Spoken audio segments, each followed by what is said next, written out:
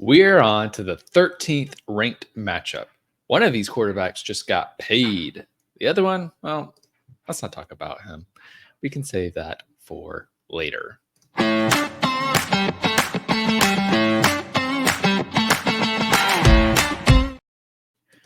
Welcome to Summer School Club Fantasy's best ball podcast, streaming exclusively on YouTube. I am your host, and here with me, as always, is Matt Record. This is a CRAM session focusing on a single Week 17 matchup. Again, don't forget, like and subscribe so you get coverage of every single one of these matchups. Today, in this episode, we're discussing our 13th ranked game, the Miami Dolphins versus the Cleveland Browns. And boy, this one could be very fascinating. Some stats and betting lines. We have a 44.5 point over under that's ranked 11th out of the 16 matchups in Week 17. Cleveland are 2-point underdogs in this, despite all of the investments that they have made to solidify their defense in the hope that their paid, heavily, highly controversial quarterback can come back and be the elite quarterback he was promised to be. The combined Week 15 and 17 totals for these teams is 190.5. This is where it's interesting. They have one of the lowest totals in Week 17, but they have the second highest combined playoff total in those Week 15 and 16 games. The ADP of the first player off the board in this matchup is the 103, none other than Tyreek Hill. One of the biggest things that scares me about this game is that it will be played outdoors in Cleveland in December. That's rough. We scored them at a 4.7 out of 10 points. Now let's get into how this matchup goes well. Matt, tell us the story about how this matchup pops off and wins you $1 million. Yeah, so I'll say surprisingly warm day in Cleveland. I think it's December 29th. A surprisingly warm day because the Dolphins typically play better when it's warmer out, not when it's cold. So I think weather is going to be a big factor here. And then obviously health of all these players, right? So if both these teams have a chance to still be in the playoffs come Week 17, you have a nice warm day. Both quarterbacks, Tua's proving that he was worth that big financial investment, right? And Tyreek Hill is just crushing it. Deshaun Watson turns back time, I suppose, and is fine enough. We'll get to some of these ADPs of some of these players, but you probably for this to be good for Week 17, your Dolphins players are going to have to hit. Yeah, I think that's exactly right. I think weather will play a big factor in this game. We have seen both of these teams be able to pop off even against some tougher defenses. So it is certainly possible that things go really well for these teams. But I think it's really going to be dependent on how nice the weather is. I do think that you could get a little bit of back and forth, especially if there's some defensive injuries for both teams at this point in the season, right? This will be Week 17.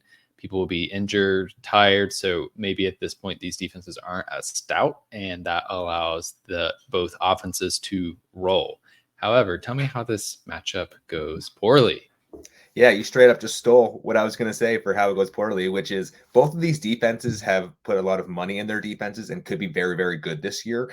If everyone's healthy, like that's a big question mark for the Dolphins defensive line with Jalen Phillips, Bradley Chubb. Like, will they be healthy, right? If they're healthy, they'll be wreaking havoc on these offenses. And then, yeah, if you add some weather into there, make it a really running focused game where, the final score is 13-3, you're not going to be that happy.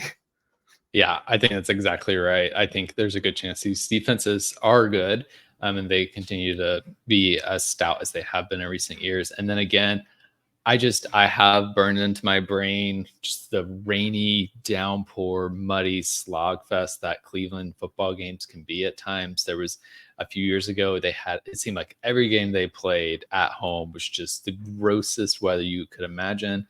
And we've seen some gross weather in December in recent years. So that's something that does concern me about this game.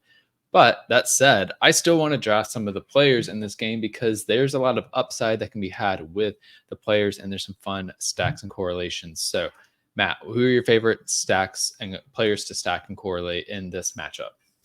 Yeah, so I'll start with the Dolphins. So despite Tyreek Hill being, as you said, going off the board 103, so wide receiver 2 typically, and Jalen Waddle going wide receiver 15, Tua is all the way down at QB 15. he's somehow supporting these top 15, 2 wide receivers, but he himself is only QB 15. Like, that doesn't super add up for me. So I really enjoy, I mean, if I'm at the 3 spot, I obviously loved getting Hill, but I've been really enjoying grabbing like the Waddle or A-Chain, or not A-Chain, Waddle or Mostert at value, and then just getting to a, way later than you'd expect. And yeah, getting that value. Yeah, I do love the value on Tua Tagovailoa. Being able to get him in the 10th round is just absolutely berserk right now. I think that the easy stack in this matchup is that Tyreek Hill to Tagovailoa stack. But I will say, on the Cleveland side, if I want to bring back some players, there's a lot of options because almost all of the Cleveland side of this, they have depressed ADP values. Amari Cooper is the first Cleveland player to come off the board in around the 4th or 5th round. I'm not as huge on him in that spot, but there are some guys later on, David Njoku going around the 9th round. I love that value. What I love the most, the player I find myself drafting the most from this team, there are two. There are 2 running backs, and they are not Nick Chubb. It is Jerome Ford in the 12th round and Dante Foreman all the way down in the 17th round. I love the ADP value there. So I find myself, when I am drafting this team, ending up with Tyreek and one of those 2 Cleveland running backs. And then if I'm able to get to a Tagovailoa, then that works great. But Matt, who is the best value at ADP? I would have to say, I think it's Jerry Jeudy at wide receiver 60, going off the board 123. Obviously, much maligned career, right, due to injuries, didn't really click there in Denver. But when you're looking at that point, you've probably already have your established probably 4 or 5 wide receivers that you're feeling pretty good about. And I mean, Jeudy was drafted really high for a reason. He has the physical traits. Obviously, there's a lot of question marks at the QB position, like which Deshaun Watson we're going to get. But at the wide receiver 60, this is someone that could easily, I think, flash, top 36 total at the end of this year, especially other people that are being drafted around him. It's like, yeah, I'll take a free chance on a formerly highly drafted guy in a new scene. Yeah, and I'm gonna go. I like the Jerry Jeudy pick. He's basically free. A lot of these Cleveland receivers outside of Amari Cooper are basically free. I'm going with none other than Mr. Jerome Ford, who is currently going in the 12th, the 11th or 12th round. His ADP is 128.3 on Underdog Fantasy. And as of this recording, there's a nice little note on Underdog where it says remains out Friday, which might scare some people from drafting him. However, when you click in on it, it's a personal reason. He had some personal stuff going on. He's away from the team right now. I'm not worried about that. But I am worried about a different Cleveland running back that we will talk about in a moment. But to get to that, let's talk about the biggest trap. Who is the biggest trap player to draft in this matchup? Yeah, this might come with some. We'll see how you feel about this take, but I'm so not on the Devon Achane train, like especially as RB7.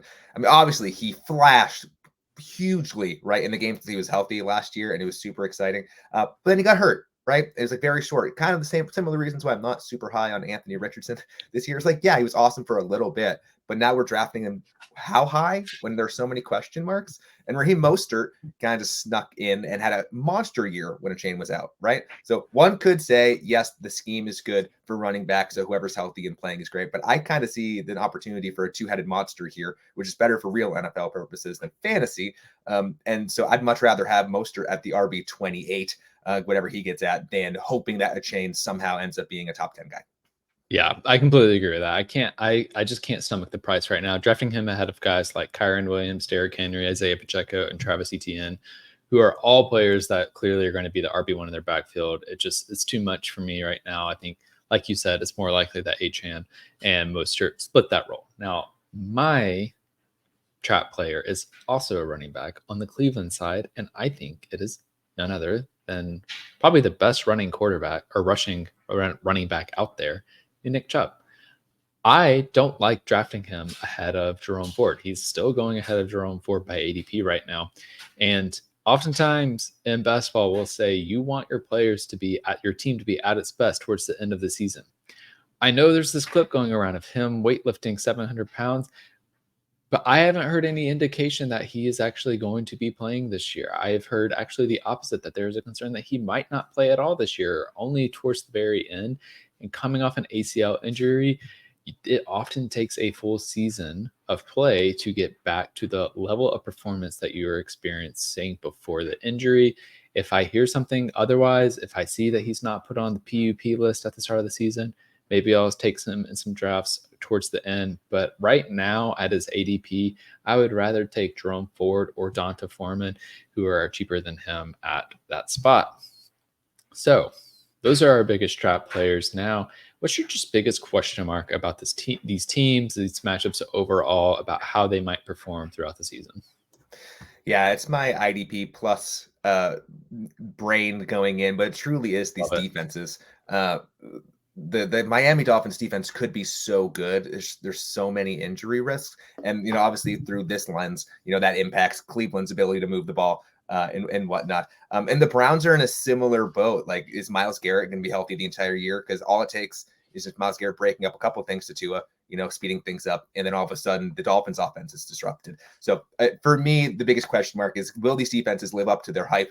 Will they stay healthy, which no one ever knows? And then, again, through this lens, how will that end up impacting plus weather, in this week 17 game? What kind of offensive performances we get?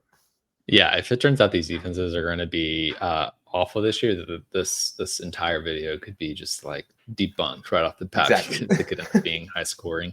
I think my biggest question has to do with the Miami Dolphins and how can they remain consistent down the stretch of the season. We have seen them for several years now be incredible the first half of the season, but as soon as it starts getting colder, as soon as the wear and tear starts to build up, they start to kind of fall off a little bit, which is not what we want for our best ball tournaments. We want them popping off towards the end of the season. So I'm curious what it takes for them to maintain that consistency through all 17 weeks of the game. Maybe they rely a little bit more on the run down the stretch. Who knows? That's going to be the thing that I'm looking out for, though, for this team throughout the season. And one of the reasons that I may not go all in on Miami, even though I'll take some of their elite players. Now, some other teams to target.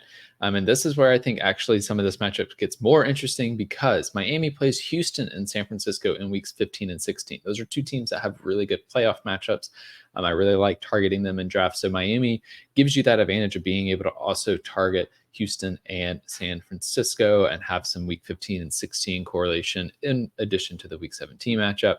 Cleveland, however, plays Kansas City and Cincinnati in weeks 15 and 16. Kansas City, that could also be a slog fest of a matchup if Kansas City's defense stays as good as it has been. And we've seen the Cincinnati Bengals defense perform pretty well and have good game plans in recent years. So I worry a little bit about the schedule on the Cleveland side of things, but if their offense is taking a step forward this year, it may not matter. So that is going to be all for this episode. Before you go, again, don't forget to hit subscribe, turn on those notifications, and look out for our next episode where we break down our 12th favorite week 17 matchup. For Matt Record, I'm Austin Amandolia. This has been Summer School. And until next time, remember, defense wins championships, offense wins fantasy football, and best ball makes money. See you next time.